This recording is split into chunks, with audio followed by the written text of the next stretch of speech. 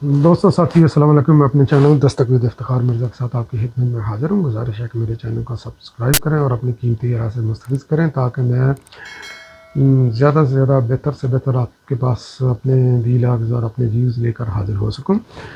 और अगर आप मेरे व्यूज़ के साथ आप मुतफ़िक हैं तो आप इनको आगे शेयर करें, और अगर आप मेरे व्यूज़ के साथ इत्तेफाक नहीं करते तो डिसेंसी के साथ या कमेंट करें, और या मुझे डायरेक्ट अप्रोच करके इसमें आप बताएं कि किस जगह पर जो है ना ये मेरी इंफॉर्मेशन या मेरे व्यूज़ वगैरह गलत हैं।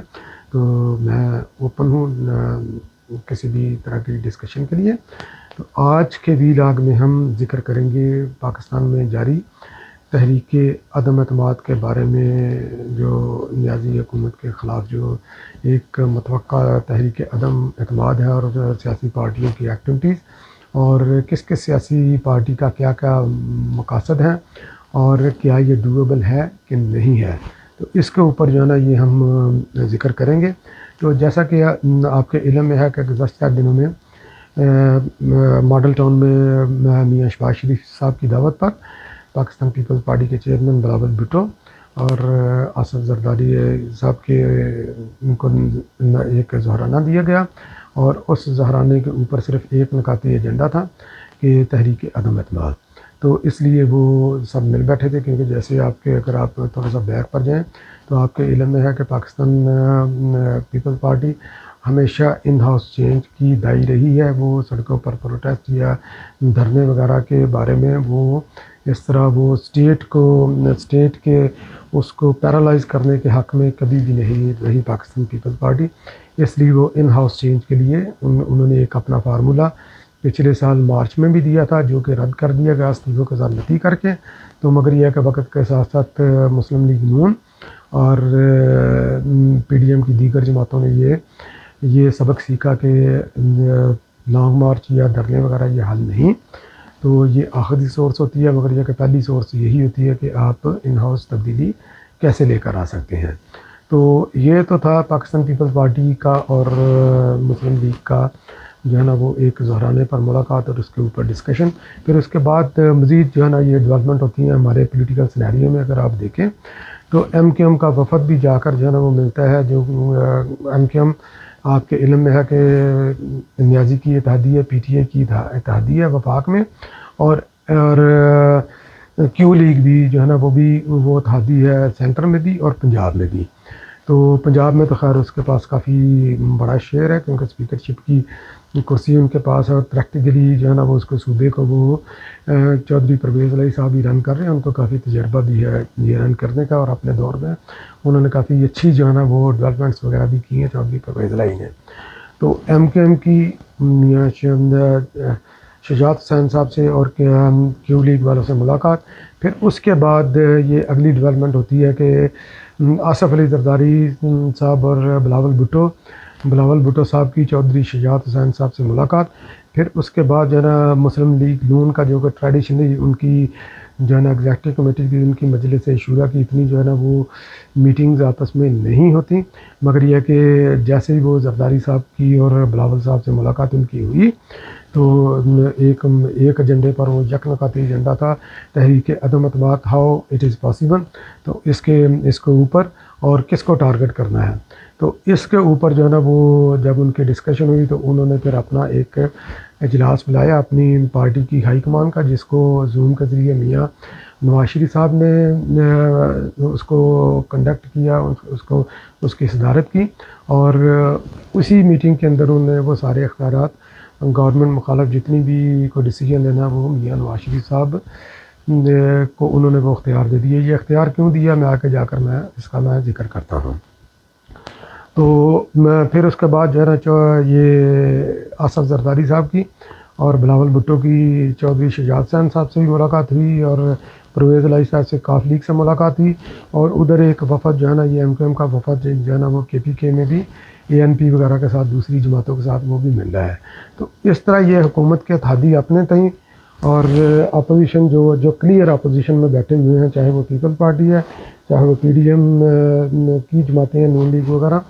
तो ये सारी जो है ना अपने तय ये तगोदो कर रही है।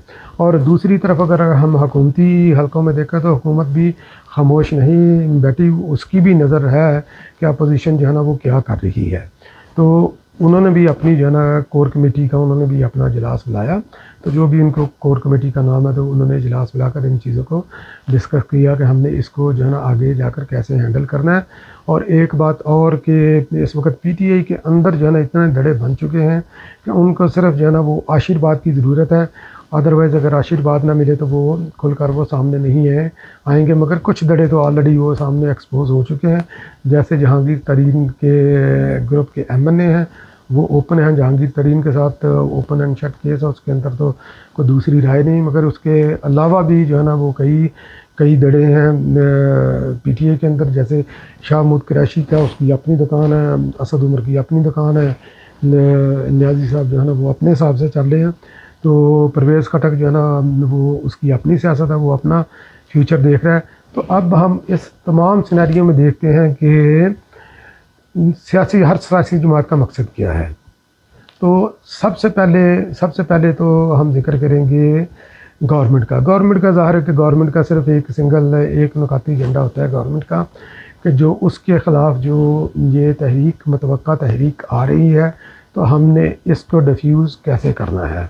तो गवर्नमेंट के पास पावर होती है, वो उसके पावर इस हिसाब से होती है कि उसमें कुछ ना कुछ देने की सकत होती है। तो आल्दो के वो रिसोर्सेज तो स्टेट के होती हैं, मगर स्टेट के रिसोर्सेज पर गवर्नमेंट बैठी होती है, तो वो जो है ना अपने इत्तेहादियों को या अपोजिशन में बैठे हुए जो गवर्नमेंट के साथ भी राब्ते में बाज़ हो सकते हैं, तो जैसे गवर्नमेंट के मेंबर्स होते हैं अपोजिशन के साथ राब्ते में, तो ज़ाहिर है कि अपोजिशन के भी कुछ हो सकते हैं पार्टी पॉलिसी के ख़िलाफ़ या कोई और चीज़ें, कई फैक्टर होते हैं। तो वो गवर्नमेंट के पास खैर अपॉर्चुनिटी ये एज होता है कि वो कुछ वो दे सकती है दूसरों को, और उसको एक ये भी गवर्नमेंट को एज होता है कि अदारे भी उसके ताबे होती हैं। तो बाज़ का तो वो ना चाहते हुए भी गवर्नमेंट की वो सपोर्ट में खड़े हो जाते हैं या उसकी सपोर्ट करते हैं, जैसे कि माजी में भी ये टेलीफोन कॉल्स वगैरह का सिलसिला जो है ना वो रहा है। तो टेलीफोन कॉल्स वगैरह की वजह से ये अपोजिशन की वो कोई भी इस तरह वो सिग्निफिकेंट वो डेंट नहीं डाल सकी गवर्नमेंट के अंदर। तो गवर्नमेंट का खैर ये अगर इसको मैं मुख्तसर करूँ तो गवर्नमेंट का ये है कि इसको डिफ्यूज़ करना, और अगर ये पहली बात ये आतंकवाद की नौबत ही ना है, और अगर आ जाए तो इसको डिफ्यूज़ कैसे करना है। गवर्नमेंट का एजेंडा तो ये हो गया। तो अभी हम जिक्र करते हैं ये काफ लीग और या दूसरे जो इत्तेहादी हैं उनके, जैसे बाप है या क्यू लीग है या दूसरे जो छोटे छोटे इत्तेहादी हैं, जो छोटे छोटे ग्रुप हैं या बड़े हैं, तो उनका सिर्फ एक ही मोटिव है, तो कि हमने कैसे बेनिफिट लेना है। तो बेनिफिट चाहे वो गवर्नमेंट उनको दे या वो उनका फ्यूचर जो है ना वो उनके फ्यूचर की गारंटी अपोजिशन अगर अदम एतमाद की लेकर आती है, तो उनकी आने वाली हुकूमत में उनका हिस्सा जितने टाइम के लिए भी हुकूमत होगी और अगले इलेक्शन में जो है ना उनका शेयर क्या होगा।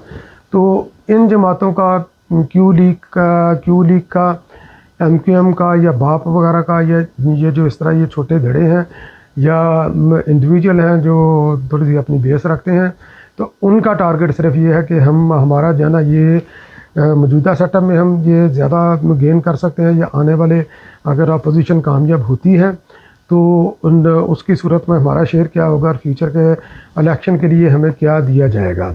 तो वैसे ये लोग तो होते फ़ोन कॉल पर ही हैं, क्योंकि ये टेलीफोन ऑपरेटर से ही चलते हैं, अपनी मैनिफेस्टो के मुताबिक अपने एजेंडे के मुताबिक चलते नहीं है, क्योंकि इनकी डीप रूट्स नहीं होती आवाम के अंदर।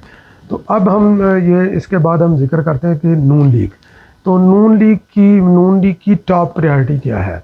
ऑल्दो कि पीपल्स पार्टी और नून लीग की जो है ना ये इनिशियल डिस्कशन इसी बारे में हुई है कि हमने ये क्या अदम एतमाद की तहरीक को जो है ना वो हम इसको कैसे लेकर आएँ और इसको कामयाब कैसे बनाएं।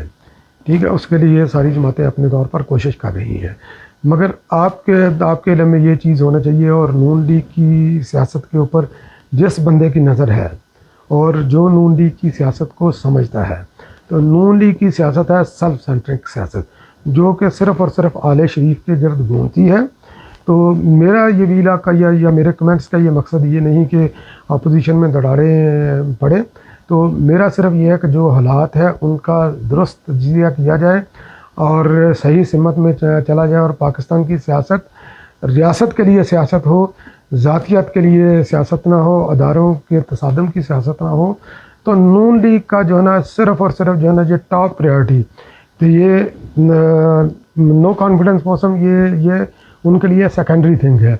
इस वक्त नून लीग के लिए जो सबसे बड़ा इशू है वो है मियां नवाज शरीफ की। सबसे पहले मियां नवाज शरीफ की नाअहली और उनकी सज़ा को कालादम करार देना, और दूसरा मरियम नवाज शरीफ की नाअहली और उसकी सज़ा, तो उसका ख़ात्मा। तो उनके पास नेगोशिएशन के लिए उनके पास सिर्फ ये चीज़ है। अगर इस बात की गवर्नमेंट उनको गारंटी दे दे कि हम मियां नवाज शरीफ के केस जो है ना वापस ले लेंगे, या आप अपील में जाए, खैर केस क्या वापस लेना, वो अपील में जाएंगे तो गवर्नमेंट उसको वो प्रॉपरली अपोज नहीं करेगी, तो उनको डेफिनेटली उनको रिलीफ मिलेगा। तो गवर्नमेंट अगर ये कह दे, ये उनको गारंटी मिल जाए किसी गवर्नमेंट के अलावा किसी तगड़ी जगह से, तो वो मेरा ख्याल है कि वो तहरीक अदम अतमाद से वो पीछे हटने की पोजीशन में है। और अगर हम नेशनल असम्बली का अगर हम देखें मेंबर्स, तो नून लीग इस वक्त जो है ना वो सबसे स्ट्रॉन्ग पार्टी है जिसके हाथ में अदम अतमाद की चाबी है। बाकी का सपोर्टिंग रोल है, उनके बगैर भी मुमकिन नहीं, मगर पहला डिसीजन जो है ना ये नून लीग ने करना है कि अदम अतमाद को हमने दयानतदारी से आगे लेकर चलना है कि नहीं। और ये वक्त की ज़रूरत भी है, क्योंकि ये इस वक्त रियासत जिस खड्डे में गिर चुकी है या गिर रही है, तो ये नाअहल हुकूमत की वजह से।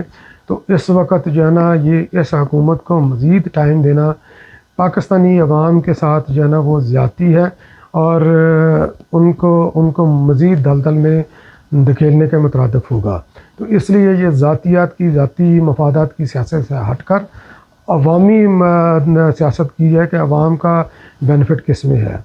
तो नून लीग को अगर ये मिलेगा, अपनी रिलीफ मिलेगा, तो हो सकता है कि नून लीग फिर बैकआउट कर जाए, क्योंकि उन्होंने कई बार जो है ना अंदिया दिया था। पिछले साल भी ऑन रिकॉर्ड है स्टेटमेंट कि हम न्याजी हुकूमत को 5 साल पूरे करते जाएंगे, बुज़दार हमारे हक में है, ये उसकी बैड परफॉर्मेंस, न्याजी की बैड परफॉर्मेंस का बेनिफिट नून लीग को होगा। ये वो समझती है, ये ज़रूरी नहीं है कि ऐसा हो, मगर उसकी कीमत जो है ना वो अवाम पे कर रहे हैं। और जब आप अवाम में जब जाएंगे इलेक्शन में, तो अवाम आपसे ये सवाल करेंगे कि जब न्याजी की हुकूमत हम पर महंगाई के ताबड़तोड़ हमले कर रही थी, तो उस वक्त आप क्या कर रहे थे? आप अपनी डील कर रहे थे।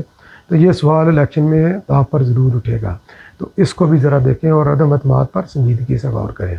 तो अब रहा पाकिस्तान पीपल्स पार्टी का, कि पाकिस्तान पीपल्स पार्टी की प्रायोरिटीज़ इस अदम अतमाद की तहरीक के अंदर क्या है। तो जैसा कि पाकिस्तान पीपल्स पार्टी का हिस्टोरिकल जो है ना ये स्टैंड रहा है, तो जब से पीडीएम बनी है, क्योंकि ऑल पार्टीज़ कॉन्फ्रेंस के नतीजे में जो पाकिस्तान पीपल्स पार्टी ने बुलाई थी उसकी दावत पर ये ऑल पार्टीज़ कॉन्फ्रेंस हुई थी, तो उसी कॉन्फ्रेंस के बटन से जो है ना ये पीडीएम पैदा हुई। और पीडीएम का एक नुकाती एजेंडा था कि इस हुकूमत को हमने पार्लिमानी रवायात को मद्देनज़र रखकर हमने इस हुकूमत को कैसे घर भेजना है। तो ये पीपल्स पार्टी का शुरू से स्टैंड रहा है। तो उसका तरीक़ाकार मुख्तलिफ था, क्योंकि जब हमारे पास टाइम होता है, सियासत होती है टाइम की। तो पिछले साल जब ये मार्च में पाकिस्तान पीपल्स पार्टी पंजाब से शुरू कर स्पीकर और स्पीकर से फिर जो है ना वो प्राइम मिनिस्टर तक वो आना चाह रही थी, मगर इस वक्त चूँकि अपोजिशन के पास टाइम नहीं है, पीपल्स पार्टी ने अब में ये नो कॉन्फिडेंस, तो पीपल्स पार्टी की इन हाउस चेंज तो प्रायोरिटी अब भी है, मगर अब वो पीपल्स पार्टी सबको ये कायल कर रही है कि अभी हमें इधर उधर जो है ना ये अपना टाइम ज़ाया नहीं करना चाहिए, हमें डायरेक्ट हिट करना चाहिए जो असल कल्प्रेट है पाकिस्तानी सियासत का, जिसने पाकिस्तानी सियासत में बदज़बानी ना सिर्फ मुतारफ़ कराई बल्कि पाकिस्तान की सालमियत को भी उसकी वजह से ख़तरा है। और महंगाई की दलदल में इंटरनेशनल ट्रीटीज़ जो इसने किए हैं वो किस लेवल पर किए हैं, वो आने वाली हुकूमतें इसको पे करेंगी। तो ये चीज़, और हर महाज पर नाकाम है। ये चाहे आप खारजा महाज पर ले लें, माशी महाज पर ले लें, अवाम को रिलीफ देने के, लॉ एंड आर्डर के, और इन्हीं के दौर में जो दहशत गर्दी जो सोए हुए थे, जो तकरीबन जो है ना वो आलमोस्ट दहशत गर्दी का ख़ात्मा हो गया था, इन्हीं के दौर में जो है ना ये दोबारा जो है ना ये दहशत गर्दी फिर जो है ना वो अपने पर्पस दहशत गर्द फैला रहे हैं और उसकी कीमत हमारे अवाम पे कर रहे हैं। तो पाकिस्तान पीपल्स पार्टी का सिर्फ़ और सिर्फ एक ही मोटिव है, क्योंकि ये पाकिस्तान की सबसे सीनियर मोस्ट पार्टी है और जो पार्लियामेंटी रवायत पर यकीन रखती है, जो इत्तेहादियों को भी साथ लेकर चलाना चाहती है। तो पाकिस्तान पीपल्स पार्टी सिर्फ उसका फोकस है तहरीक अदम अतमाद और ऑनेस्टी के साथ हम जो है ना सबको साथ लेकर कैसे चल सकते हैं, और उनका जो इत्तेहादियों का साथ लेकर चलने का तो अपोजिशन की दीगर पार्टियां भी उसकी तारीफ़ करती हैं। तो जो मुस्लिम लीग नून का जो इंटरनल उनका कि कौन बनेगा वज़ीर आज़म, तो वो मसला भी तकरीबन उनका बज़ाहिर तो हल हो चुका है, क्योंकि कुर्रा मियां शहबाज शरीफ के नाम पर निकला है।